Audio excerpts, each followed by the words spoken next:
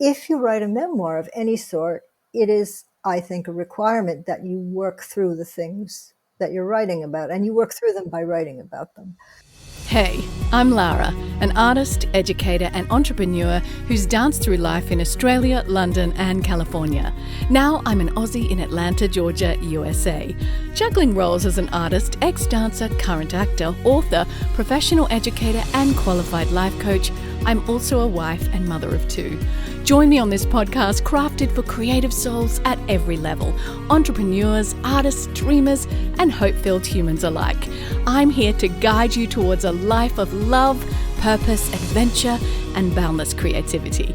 As a healthy, wealthy, and wise creative soul, I invite you to hit subscribe for weekly inspiration. Anticipate solo episodes, exclusive interviews with creative luminaries, and insightful discussions with my hottie hubby Andrew, a specialist performance physical therapist, as we delve into the dynamics of relationships and more. Dive into a 360-degree view of making a creative life you'll love. As artists, we often start our creative journeys with a clear vision of who we want to become. We devote years to honing our craft, inspired by the work of those who came before us, convinced that our chosen path is our ultimate destiny. And maybe it is.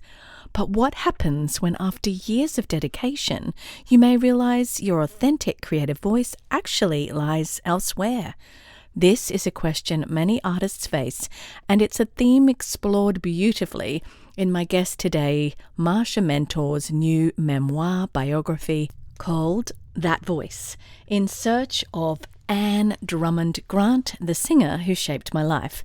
Now, Marcia's story is a powerful reminder that pursuing artistic dreams is not always a straight path. Initially, she was captivated by her idol, this remarkable opera singer whose talent and artistry became the foundation of Marcia's aspirations. And she spent years following in her idol's footsteps.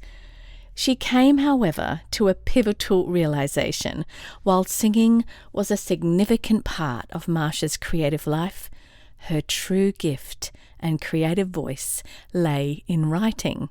So let's welcome Marcia as she shares her story. First of all, welcome, Marcia Menter. What a beautiful name. Thank you. It sounds like you have lots of wise things to bring, even though mentor is spelled differently. But Exactly. Also, I hated my name for most of my life. I think you hate your own name, but I got used to it.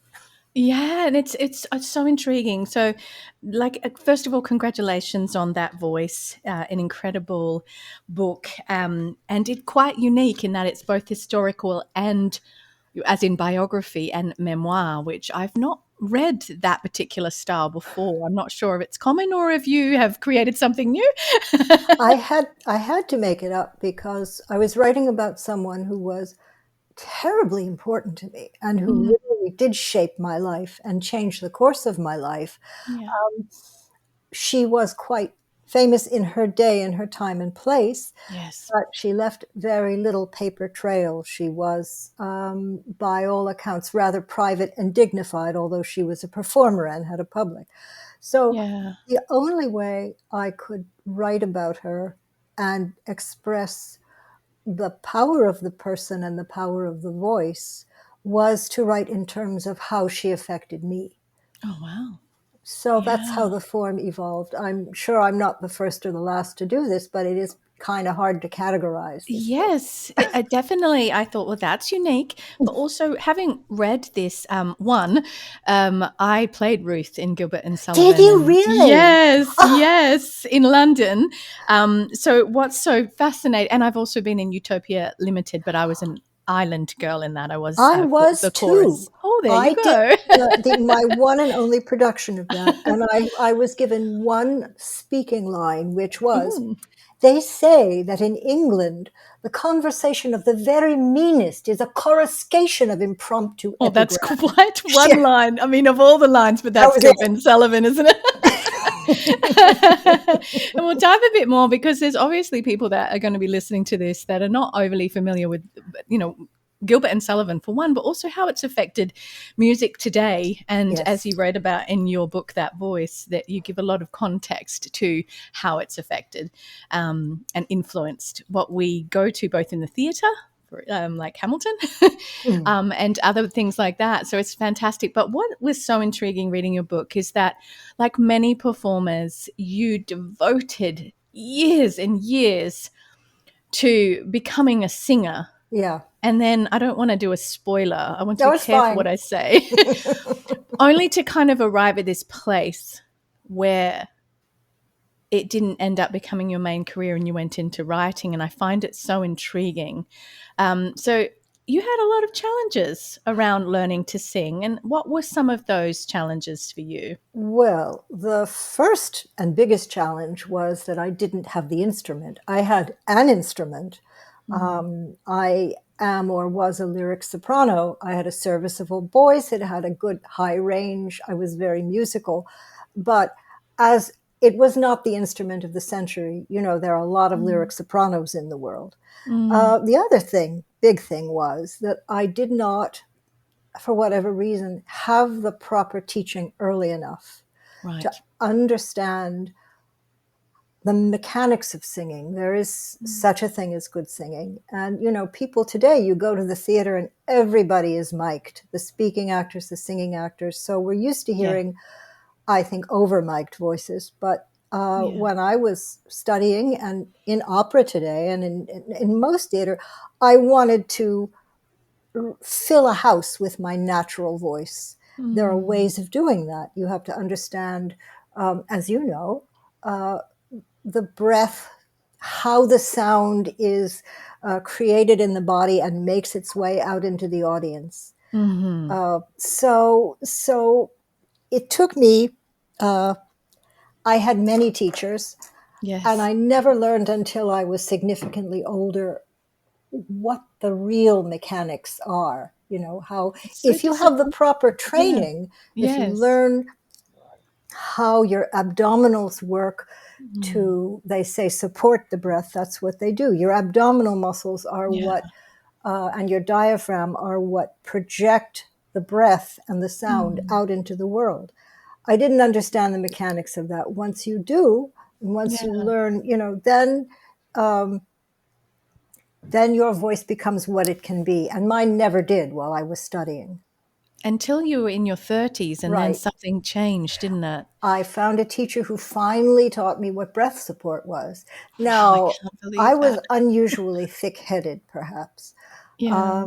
I didn't have the right teaching, and I didn't have the relationship to my body that I was kind of, I was never comfortable in my body. I didn't know how it worked. But, you know, this is learnable. If you have the right teaching, you can, and there is a right way to sing. And I say this because you see these vocalists who have magnificent voices, the pop singers, whatever, and they wind up having surgery for nodes on their vocal cords. True. Often because they're not using the voice, I would say, judiciously rather than properly.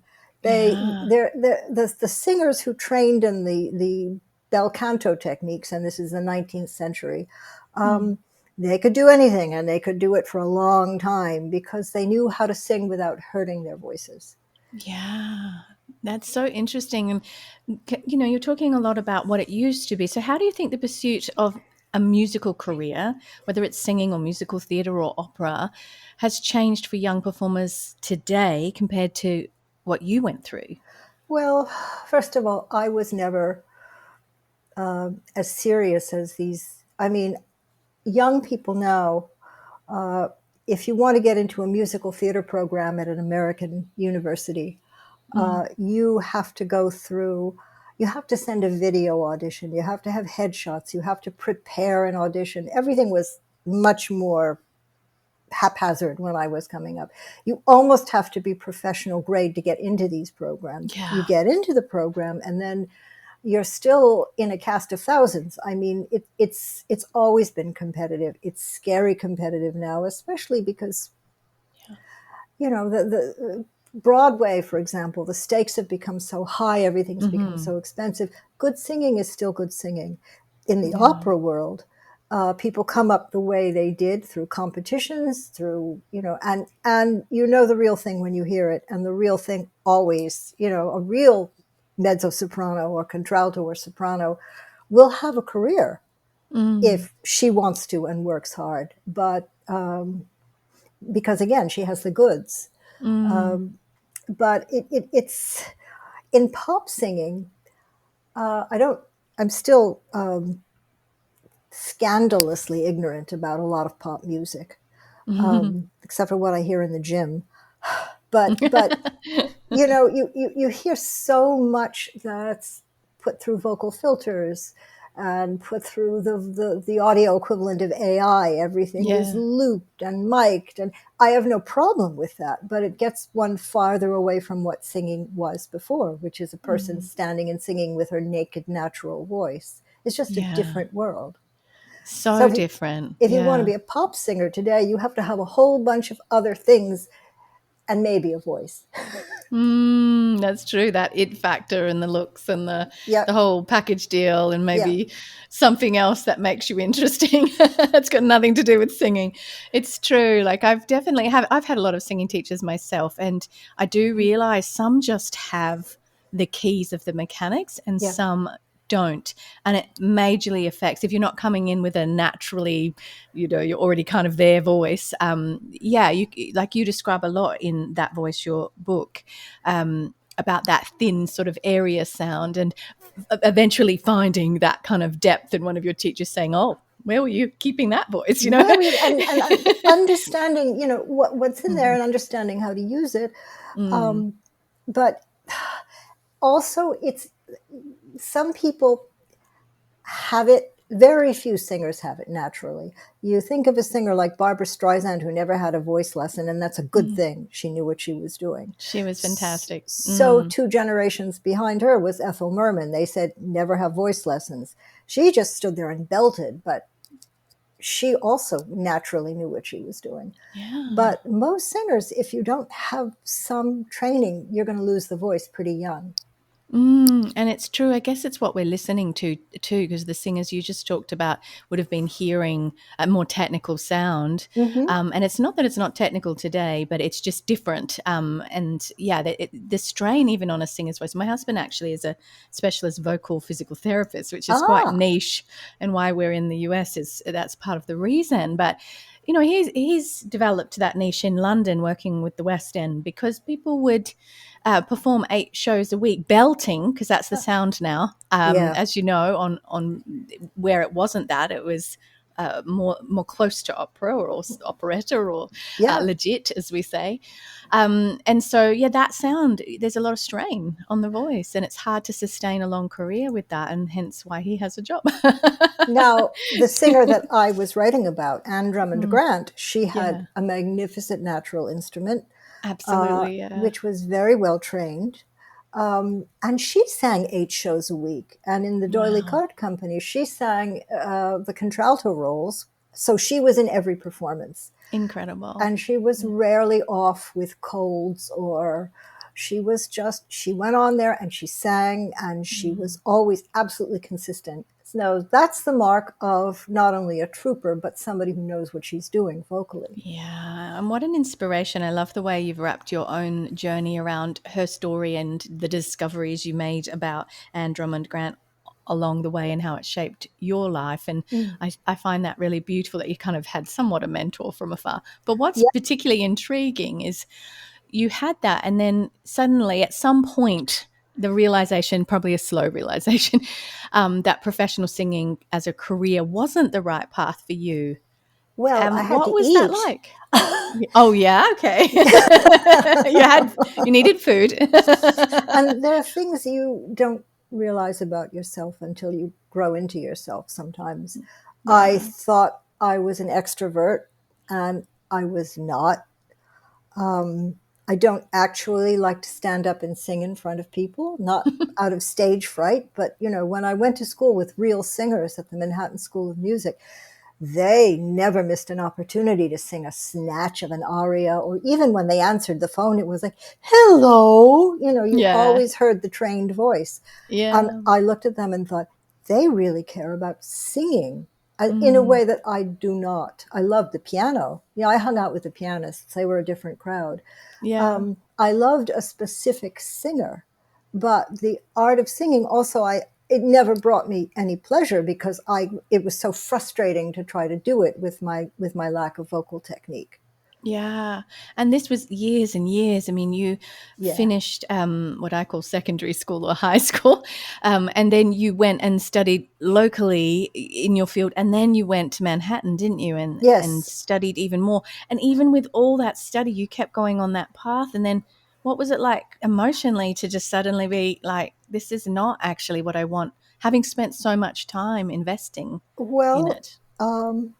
it was kind of a relief because Interesting. I Yeah. never dreamed about standing in front of an audience and having standing ovations because Mm. I could not imagine myself being good enough to earn a standing ovation. I was very hard on myself, as I think any performer has to be, really. I Yeah. mean, there are Yeah. limits to that. And I was in school. I was living in New York City, and I had to earn a living. So I Mhm. started doing that. And that was Mm. very liberating in its way. I didn't, I didn't, the idea of going out and auditioning for things was, I mean, it is hell to go to auditions and you have Mhm. to really want to do that. And it was enough for me to realize it was not what I wanted. Mm. That's Yeah. liberating, actually. Yeah, that is very liberating, but that space for a lot of performers, one, they haven't arrived at their truth, Yeah. or any artist. They're kind of somehow chasing a career that they don't know themselves enough to discover actually it's not Yeah. what they want, which is a scary conversation. But also, it's that journey of we chase delusions of grandeur and things that we often don't realize as creatives and artists that maybe we're chasing, rather than the actual passion for the craft, or we saw somebody else do it, so we chase that. But the passion Yeah. for the actual craft is what we're talking about. And then somehow miraculously, I love the way that you say you found your voice in writing. Yes. That's a Well, beautiful transition. and Yeah. there's something, they call it the left-handed life, although I'm in fact left-handed. But Yeah. it's like, this is not the thing I went to school for, but I could always do it. And I Mm, always, I wrote sonnets when I wrote poems. I liked writing formal verse. I had a good ear for that. And part of that mm, was listening to Gilbert and Sullivan all those years. yeah. Uh, my passion with music was for listening to it. But Mm, I always wrote, I always kept a journal, I always scribbled things down. And when it came to finding jobs, well, in those days, there were lots of secretarial jobs in New York. And then there were jobs. I got a job in a PR firm. It was a theatrical PR firm. And they said, write a press release. And I could do all that stuff. And wow. eventually, you learn the basics of writing. You learn the mechanics of writing from writing and from Mm. being edited. If you have a good editor and you're Oh, quick. true. That's true. Yeah. So I always had writing jobs, and I went into magazines, and that was really fascinating. And in those Mm, days, you could kind of do that. I didn't go to a yeah. journalism school, but I could write, and I had particularly a copywriting skill in the beginning, so I could Mm, get jobs. Now there aren't even magazines anymore, yeah, true. really. And the people Mm, I know who worked in magazines are producing content for the internet. But yeah. the skills are the same. And the people I know who are journalists, the skills are the same. Absolutely. And what obstacles did you encounter as you established at the beginning of your writing career? I just I just did it. I was very lucky because I had a Mm, talent for it. And yeah. I was in promotion and marketing, and then I went over to the editorial side. This was at Self magazine in the 80s. Mm, And then I was at Glamour and Redbook and Mademoiselle, because the editors in chief used to play musical chairs in those days, and they would take all their best people with them. So mm, I just garnered a lot of experience, and ultimately I was editing the editors. So mm, this was a talent and a craft that I could pursue. that I had a gift for, unlike singing. I find this really interesting, actually, because here is this incredible creative gift that you were naturally very good at and then developed, of course, as well. Yeah. And then this other one that you strived for years to Well, accomplish. And it's such an interesting juxtaposition between those two. well, it was for love of this particular voice. This was an extraordinary singer. We're talking about Anne Drummond-Grant. I am, yes. And that was Yes. actually her real name and not a stage name, although it took me a long time to find it. In the public records in Scotland where she was born, everything's available online. Yeah. But still, finding her birth certificate was difficult because she, for professional purposes, she put a hyphen between Drummond and Grant. So it messed up the birth records. But that's another story. I did manage to find everything that could be found, I think, almost. There's always more That's to incredible. find. Yeah. And so you were inspired by this incredible singer and then realized it's her music, it's her voice that I love. Yes. But this Yes. is not for me. Well, Such it a couldn't be beautiful for me journey. because I didn't have a Yeah. voice like that. But Yeah. she taught me, I mean, this was also just a powerful presence. This taught me a lot about, when you relate to a performer or an artist, Yeah. you feel a kinship. This happens to a lot of people. It's a very potent thing. It can bring you to yourself, really. Yeah. And how would you say your struggles with singing have informed your understanding about writing and art? And what lessons have you learned that you would say to younger artists? Oh, well, I so admire the young singers who come up now. The mezzo soprano Jamie Barton, who is just a warrior and already a great singer. And I see her dedication, her craft. The real singers don't need to be taught what the discipline is. It's, I mean, I'm not qualified to give advice to young singers. I certainly could give advice to young writers, I think. But now it seems that everybody has a book and everybody has a book group and everybody wants to write, and well, God bless you all, I guess. But Yeah. writing a memoir in particular, I believe that you have to be absolutely honest or it's not going to work on the page. Readers can tell when you're glossing over something, when you haven't processed it for yourself.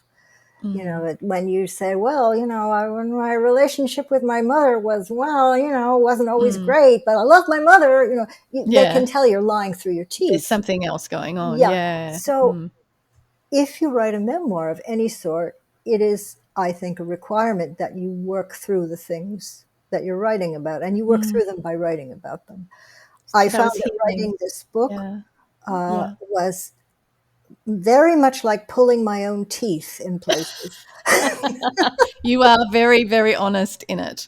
I felt I had to write about all the things that I thought, looked back on and thought were really humiliating. But interestingly enough, when you do that and you write about something and you put it on paper, you decide what happened. And somehow it's no longer humiliating. Those memories no longer burn. Yeah. Which is why I recommend writing a memoir, even if you never want to publish it, because it's a way to understand your own life. Yeah. And would you say that the rhythm of music helped you with writing in any way? Very much. Yeah. In what way? Well, as someone, I was about to say as a poet, and that's true, but I hate to say, oh, I'm a poet, because that's another can of worms. But I always listen for the sound. I always listen for the sound in my poems. If you write a poem, you then read it aloud. And in writing prose, you have to be attuned to sentence length. What happens at the level of the sentence? Are they short, declarative sentences? Are they longer, convoluted sentences? Is it a mix?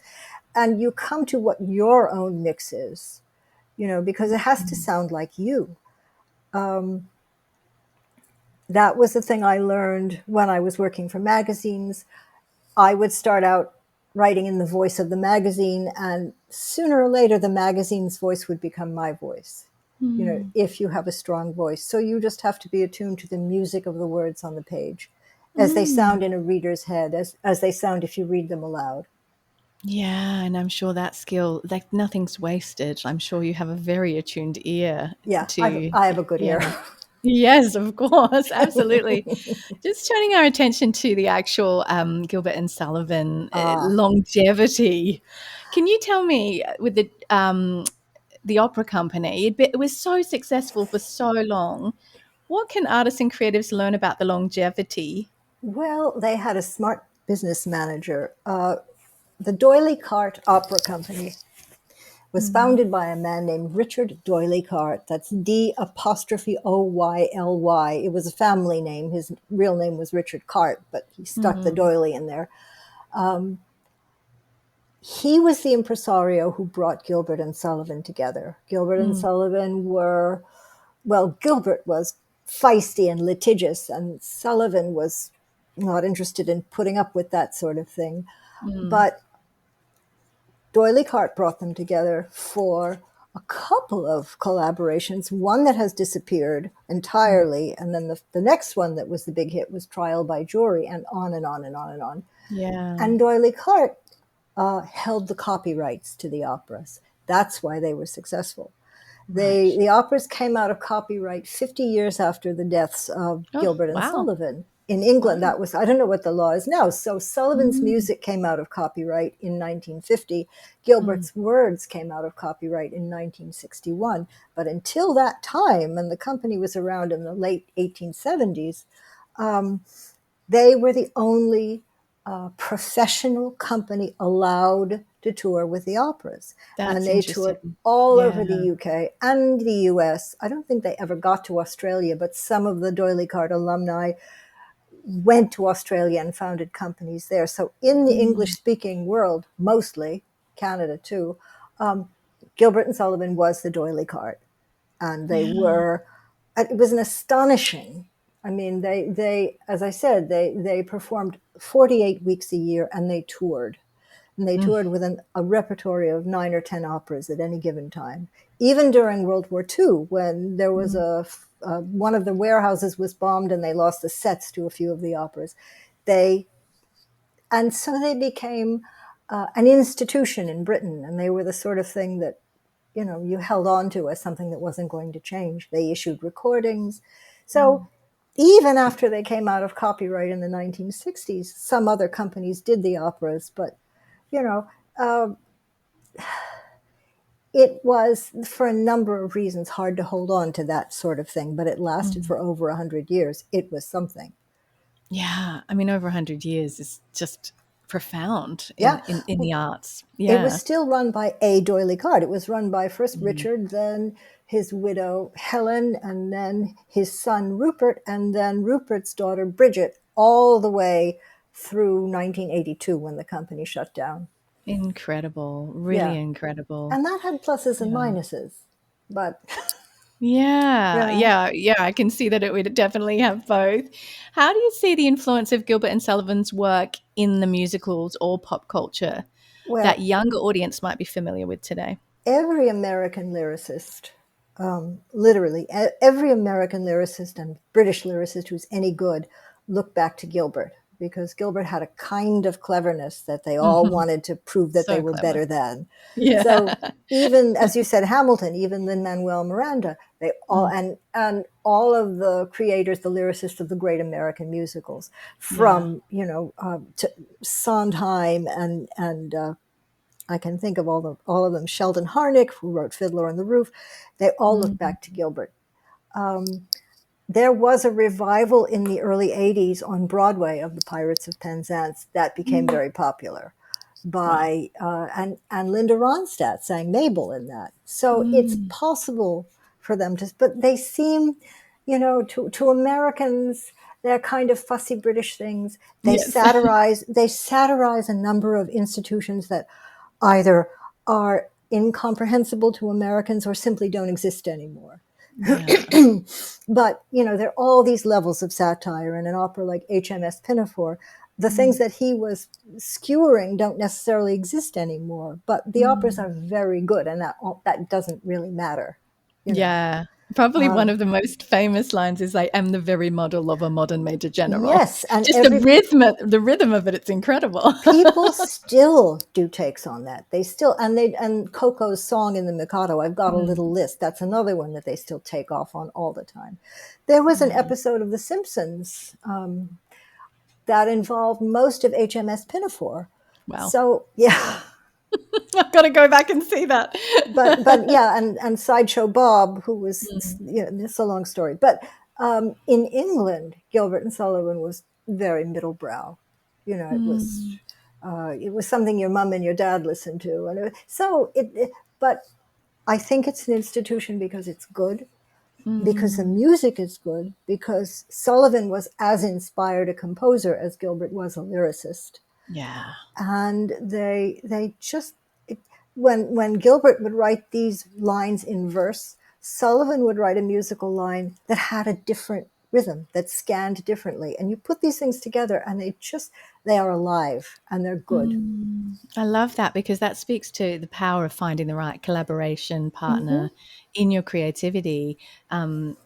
I talked recently to a director and a screenwriter, and they've got a similar chemistry and ability to work together. And it can be hard to find that, but it can be very, very amazing as well. And I love D'Oyly that. Carte kept them together when they were fighting, which was a lot.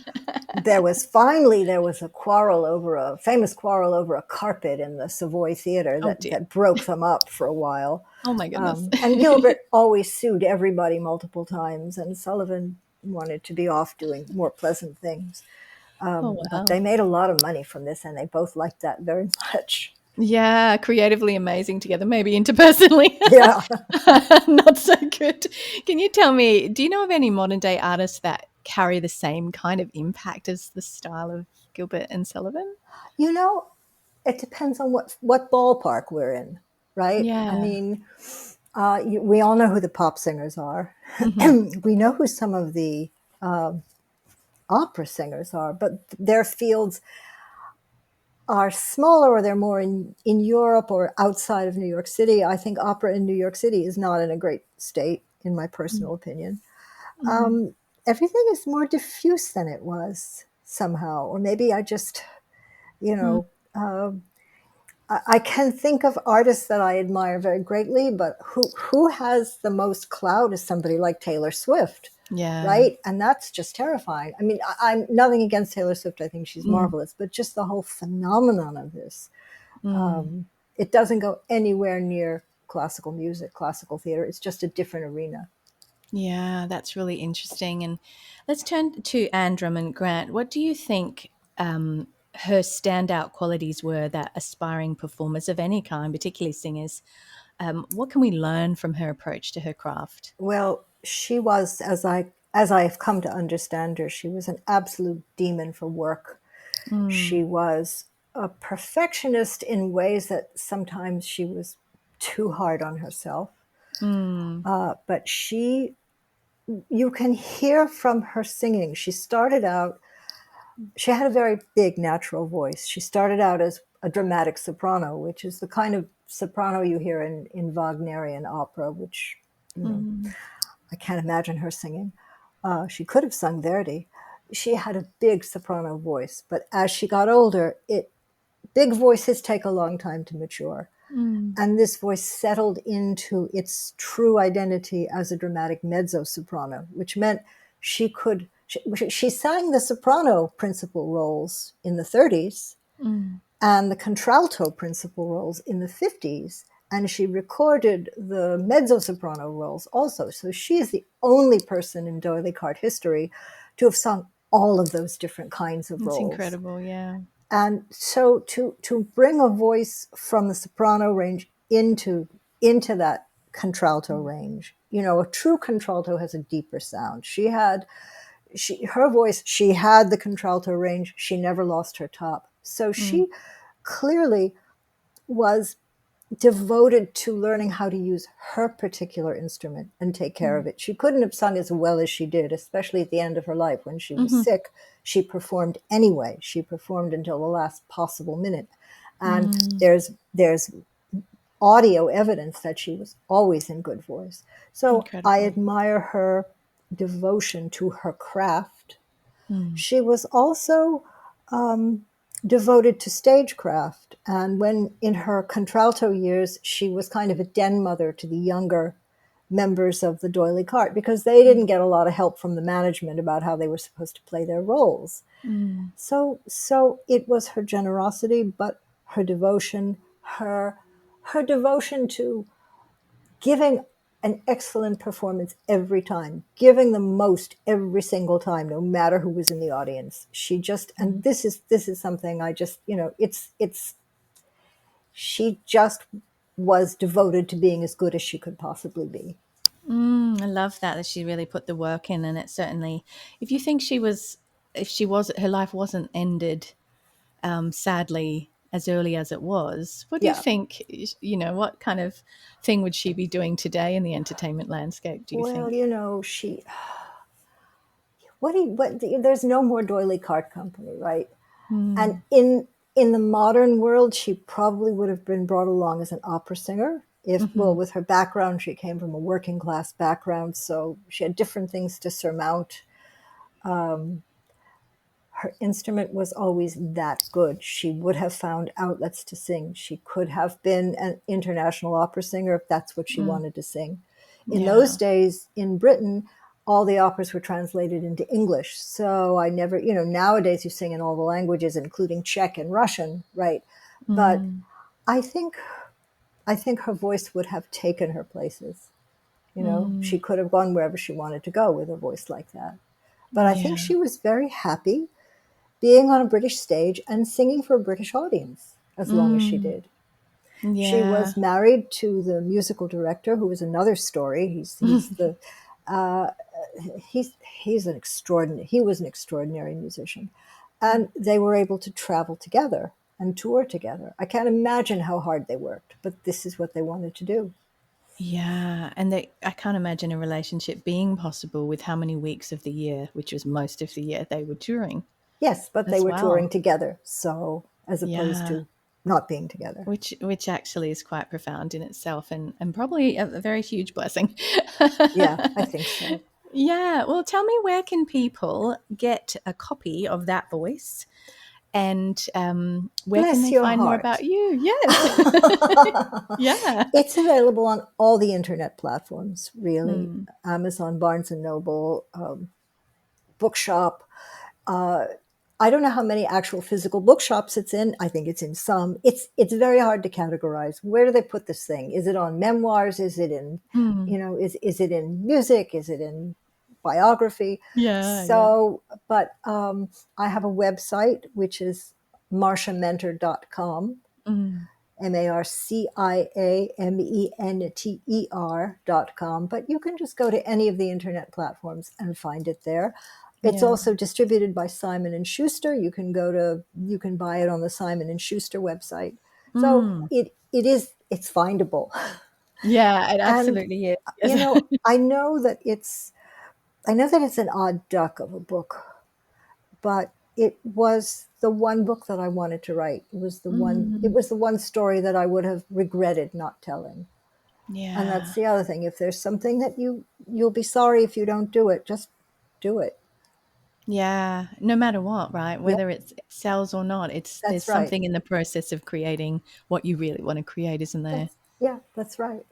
And just in closing, what would you say to artists that are deep in training for a career of whatever it is, but maybe haven't quite worked out whether it's actually for them? How do they navigate, like you did? You had a spiritual chapter where you started to get to know yourself. Well, Can you speak to that space? well, I can relate it to athletes who injure themselves, or singers who have a vocal injury. Every injury is an education. It may not be an education you particularly want at the time, Mm. but everything that happens to thwart you from your dream is something you can learn enormously from. And if you see it all the way through, it turns out better than it would have if you just stuck to the dream you thought you had. You can surprise yourself endlessly. And you can give yourself a break, which is the biggest thing to do. It's like, all right, already, if you don't, what do you have riding on that dream? Maybe it's not the appropriate thing to have riding on the dream, and then you get to the whole idea of, are you enough just as you are, which is a very big question. And the answer is yes, of course you are. But yeah, you've got to know it. Yeah. Yes. Yeah. So beautiful. Thank you so much for sharing so vulnerably your story, being brave to create art that is different, as you said, like an odd duck, but it's different. But I thoroughly enjoyed the vulnerability of it and the truth of it. I'm so glad. I'm so personally deeply grateful for every reader. I think all of us are grateful for that, whether it's whatever our genre. Thank you so much. Thank you so much. Phew, today's masterclass is done. I love reaching back and saying, I've done this, and helping you learn the easy way. If you want more, head to larabiancapilcher.com for show notes, links, freebies, my blog, coaching and courses, and you can also head to my socials, Lara Bianca Pilcher on Instagram and Facebook. I'm also on Twitter and Pinterest. Thanks again for listening. Please leave a review on Apple Podcasts. That would mean the world to me. And of course, keep on living the healthy, wealthy, wise artist living towards your dream life. Bye, friends. P.S. Shout out to my hottie hubby, Andrew Pilcher, who does all the editing on this podcast.